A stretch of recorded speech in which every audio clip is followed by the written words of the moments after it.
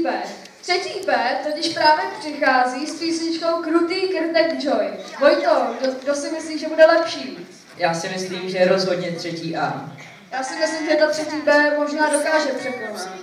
No, tak se nechám překvapit. Krutý krtek Joy!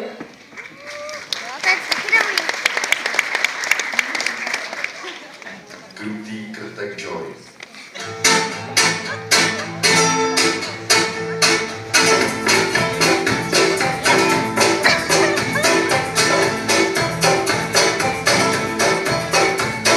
A když nemám co na práci, tak pozoruju krtky, jak marně času trácí, když dělají ty svý hrudky.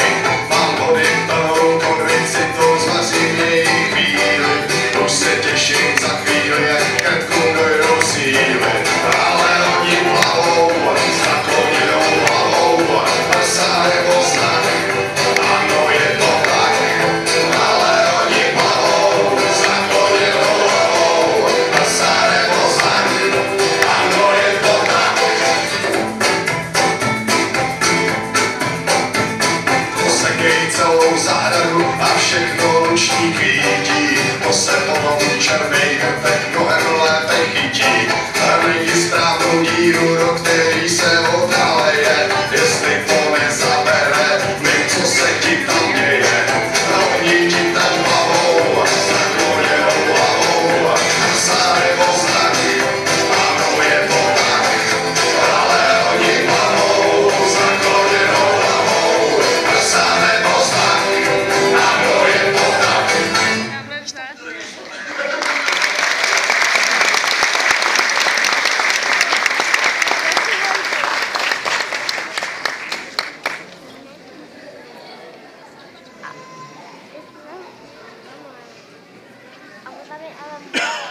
A bych znovu poprosil porotu o udělení bodů.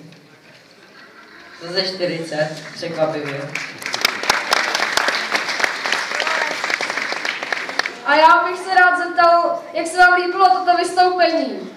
Bylo moc hezké a jak tak pozoruji, tak Blatná je plná talentu. Děkuju.